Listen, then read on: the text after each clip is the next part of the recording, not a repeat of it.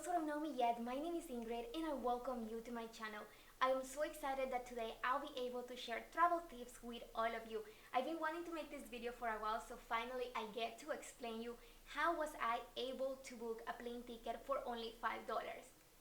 I know that sounds crazy and everyone has $5 in their pockets, right? So today we are going to be learning the 2 tips that you need in order for you to book a plane ticket with $5. So if you're not subscribed to my YouTube channel, make sure you subscribe. All you need to do is click that red button so every week you'll be able to learn more about the places that I visit and also all the travel tips that you need so you can go on a budget. I must do a disclaimer, and this is actually going to apply for US domestic trips. Basically, if you were to fly from Dallas to San Francisco, this is going to be possible. If you were to come from outside the US into the US, this is not going to work. If you were to fly from the US to outside of the US, this is also not going to work. So this is only going to be for domestic trips. Having said this disclaimer, let's jump into the 2 things that you need in order to book a plane ticket for $5. First, you're going to need miles, and second, you are going to need to learn more about airport taxes. If you are like me, chances are that you travel on a budget and you never accumulate miles, correct?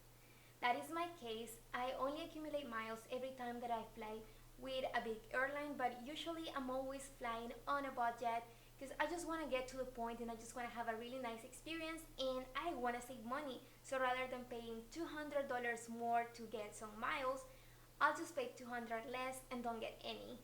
And that has advantages and disadvantages because I travel on a budget, but I don't accumulate any points from traveling. But then I don't want to be paying too much for something that I can get for this little.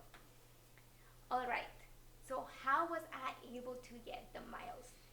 The one thing that I did is that I did research and I looked into different travel credit cards. I would recommend you to get one as long as you are responsible and you can pay everything. Otherwise, you're just going to be swiping your card and getting in so much debt, and you also don't want this. So, when you get your credit card, all of the airlines are going to be offering a promotion. This way you can get 30,000 miles, 40,000 miles, 50,000 miles, 60,000 miles.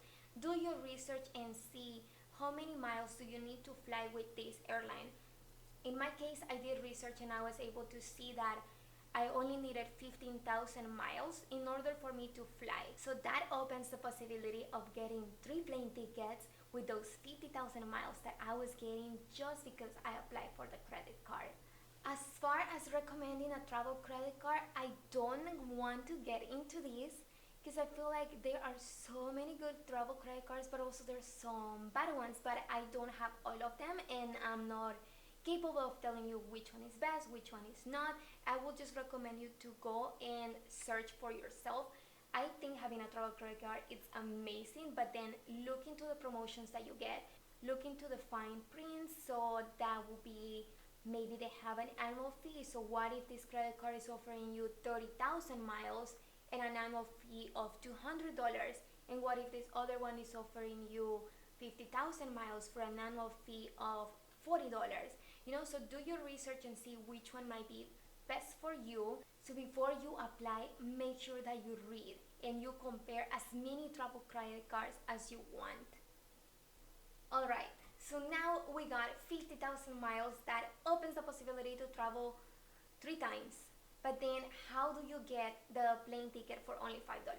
Now that you have the miles, you're going to have to pay for the airport taxes. This is when it gets really, really cool. It makes a difference depending on the airport that you depart from. I live in Dallas, so we have 2 airports. We have the Love Field and we also have DFW. Dallas Fort Worth International Airport, as you know, it's big, it's international. They're going to have a higher fee for passengers going through the airport, while Love Field is smaller and then the fee is probably going to be as low as $4. So once you have 15,000 miles and $4, then you're ready to book a plane ticket. It's that easy. So the route that I did was Dallas to San Francisco, and I compared, is it cheaper to fly from Love Field or from DFW? DFW had a higher tax rate, and as you know, Dallas Love Field, since it's smaller, they had a lower tax rate. So for me, it was easier and simple to just fly from Love Field. That was 15,000 miles plus $5.60, and that took me to San Francisco. It is so cheap, not even gasoline costs that little. And now you know my trick, so as long as you do research and if you have many airports in your city, then you're going to have access to this. And even if you don't pay $5, there could be the case that you have to pay $20. And now that I have a travel credit card, the cheapest that I've been able to get a plane ticket is for $5, but also I book another one for $60. So it depends on the day that you book, if it's too busy, if it's not, if it's low season, if it's high season, if it's a big airport, if it's a small airport. So look into all of those. That way you're able to book plane tickets for a cheaper price.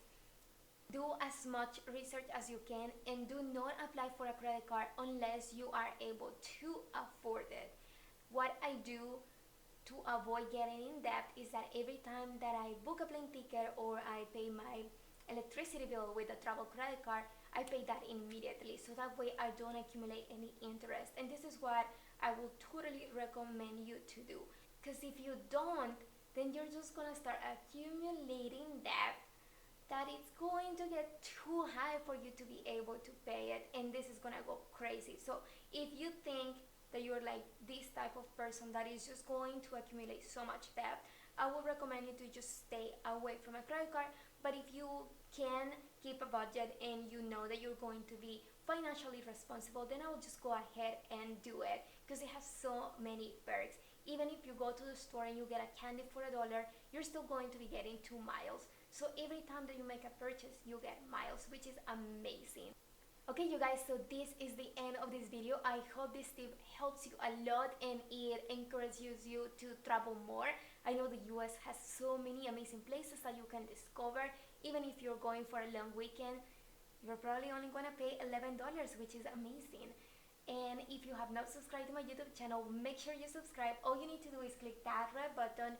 And if you want to receive notifications every time I upload a video, then ring the bell twice. If you love this video, give it a thumbs up. And if you know someone that needs to watch this video, make sure that you share the link with them, so that way you also empower them to travel and to explore the world. I hope you guys have an amazing week, and I'll see you next week with a new video. Bye!